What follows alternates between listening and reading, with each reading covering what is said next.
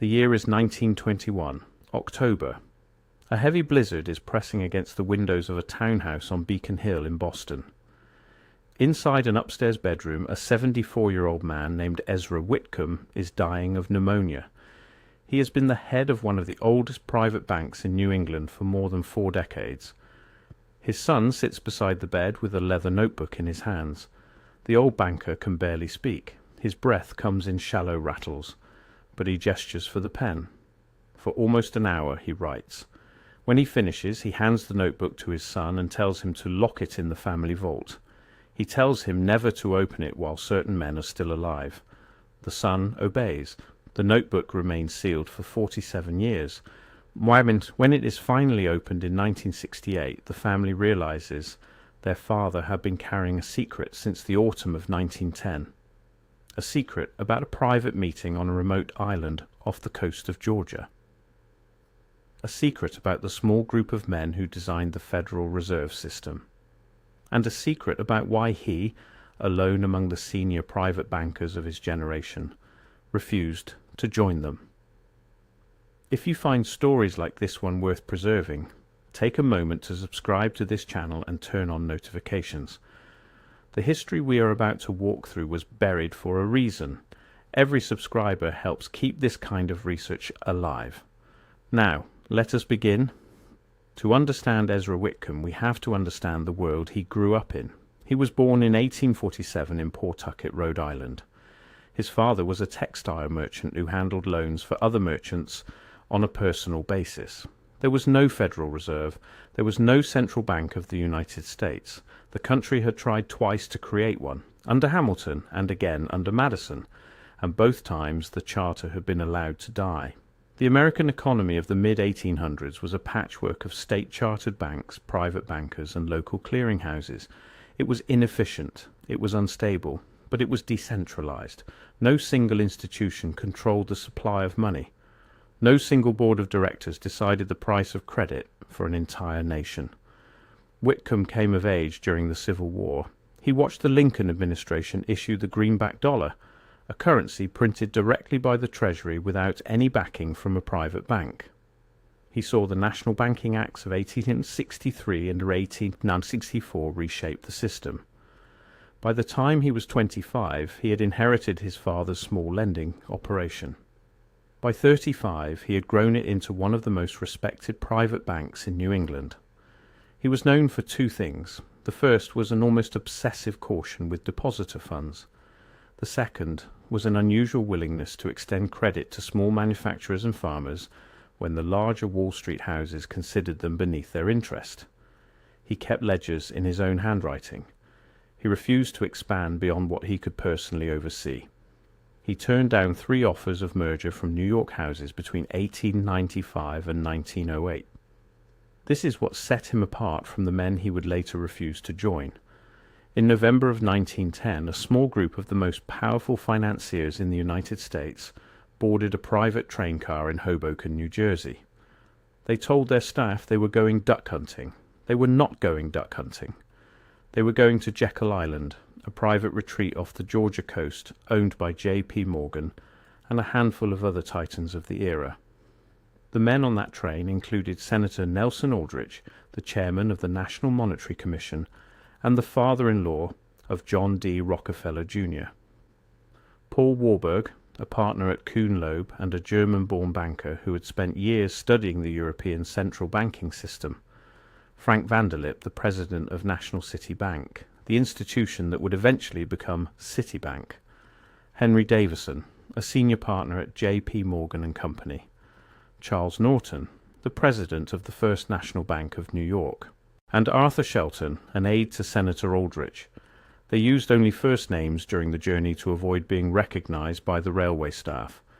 They worked in secret for 9 days. What they produced became known as the Aldrich Plan, and with cosmetic revisions it became the Federal Reserve Act of 1913. Ezra Whitcomb was also invited to that meeting. According to the notebook his son finally opened in 1968, Whitcomb received a telegram from Henry Davison in early October of 1910. The message was brief. It asked him to join a private consultation on the future of American banking. It promised that his participation would secure his bank a permanent seat at the table once the new system was in place. Whitcomb accepted the invitation. He travelled south. He spent 2 days at Jekyll Island. On the third day he packed his bag, refused the offered carriage, walked 4 miles to the nearest rail station, and boarded a train back to Boston. He never told anyone in the financial press what he had seen. He never gave a public interview about the meeting. He simply went home and wrote a long letter to his son, sealed it, and instructed him to read it only if Whitcomb died before the year 1925. In that letter, according to the surviving notebook, Whitcomb described what he had been shown on the island. He wrote that the men gathered there were not designing a system to prevent financial panics, although that was the public justification they intended to use. He wrote that they were designing a system to ensure that future panics would always end with the same outcome: the consolidation of weaker banks into the hands of stronger ones, and the gradual transfer of currency creation from the Treasury of the United States to a private association of banks. He wrote that Paul Warburg had been explicit about this in private conversation on the second evening. The European model, Warburg had said, was superior precisely because it removed the question of money from the reach of politicians and placed it in the hands of men who understood it. Whitcomb believed this was a polite way of saying it placed money in the hands of men who profited from it. He wrote that he refused for 3 reasons. The first reason was structural. He believed that any system which gave a small group of private banks the legal power to expand the money supply would eventually expand it for their own benefit and contract it whenever ordinary borrowers became inconvenient.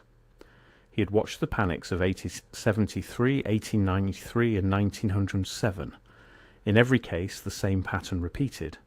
Easy credit was extended to small operators. Those operators borrowed and invested. When the larger houses needed liquidity, credit was withdrawn. The small operators failed. Their assets were purchased by the larger houses at a discount of 60 or 70 cents on the dollar. A central reserve system, Whitcomb believed, would not stop this cycle. It would accelerate it under the cover of stability and respectability. The second reason was constitutional. He had read the relevant clauses of the founding document with the care of a man who treated it as a contract.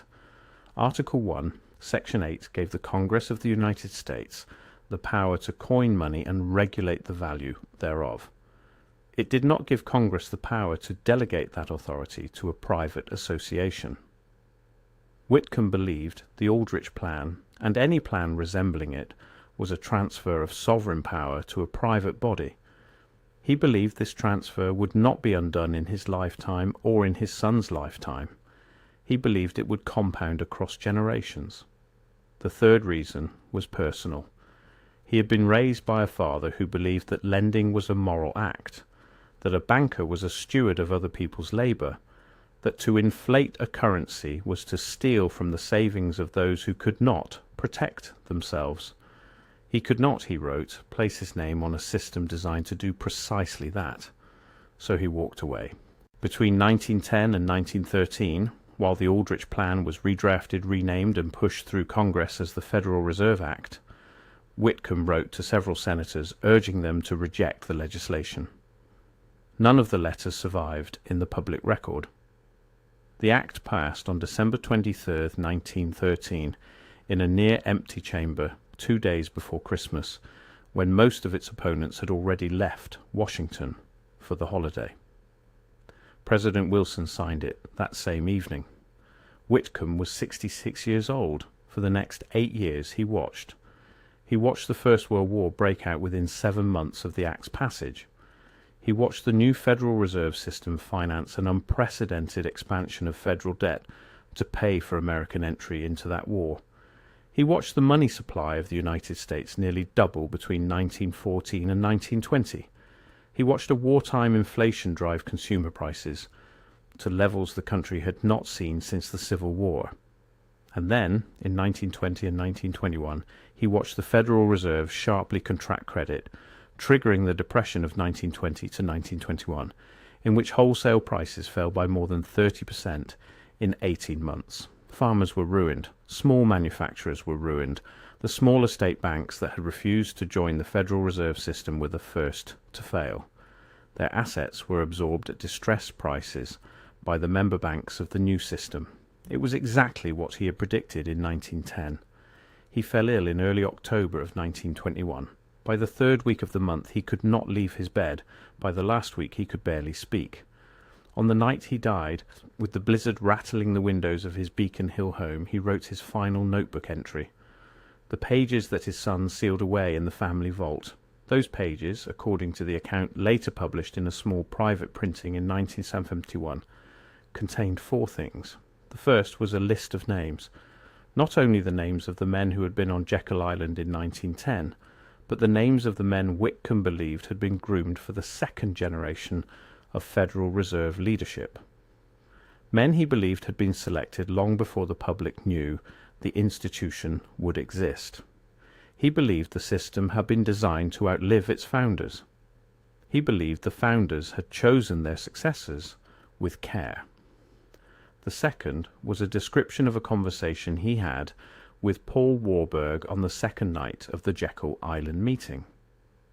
According to Whitcomb's notebook, Warburg told him that the true goal of the system was not to prevent the next panic, but to ensure that the next panic would be the last one in which the banks were not the permanent lenders of final resort to the federal government itself. The currency, Warburg said, would eventually serve the debt of the state. The debt of the state would eventually serve the banks that issued the currency. The two would become a single instrument, and the holder of that instrument would hold the country. The third was a prediction. Whitcomb believed that within a single century the dollar would lose more than 90% of its purchasing power. He believed this loss would be hidden by official statistics that measured prices in a deliberately limited basket of goods. He believed that the loss would fall most heavily on wage earners, on savers, and on those who lived on fixed incomes. He believed that the holders of land, of shares, and of leveraged debt would be the beneficiaries. He believed the gap between these two groups would widen with every cycle of credit expansion and contraction, until the country no longer recognized itself. The fourth was a regret. He wrote that he should not have been silent for so long. He wrote that his refusal to join was meaningless if he refused to warn. He asked his son to ensure that someday, when the men who had built the system were beyond the reach of consequence, the warning would be read. His son obeyed the first half of the instruction. He sealed the notebook. But the second half, the warning, he did not act on. He died in 1957 without ever opening the pages. It was Whitcomb's grandson who finally broke the seal in 1968. The private printing of 1971 was limited to a small number of copies distributed to economic historians and a handful of trust families in New England. It was never widely reviewed. The notebook itself remains in the possession of the family. Several professional historians have examined the document. Their assessments are divided. Some treat the pages as a genuine record of one man's dissent from the financial consensus of his era. Others note that certain passages appear to have been edited or rewritten by later hands. The Jekyll Island meeting itself, once denied for decades by the men who attended it, is now accepted as historical fact, confirmed in the memoir of Frank Vanderlip published in the Saturday Evening Post in 1935. What we can say with certainty is this. The Federal Reserve System was designed in secret by a small group of private bankers on a private island off the coast of Georgia. The Federal Reserve Act gave a private association of member banks the legal authority to expand and contract the money supply of the United States. The dollar has lost more than 96% of its purchasing power since 1913. The pattern Whitcomb described, of credit expansion followed by sudden contraction followed by consolidation of failed institutions into surviving ones, has repeated itself in 1929, in 1973, in 2008, and in the regional banking failures of the early 2020s. Each cycle has been larger than the one before it. Each cycle has ended with the same general outcome he sketched on his deathbed in 1921. The last banker who refused, the notebook he sealed, the warning his son chose not to deliver, the questions that remain unanswered.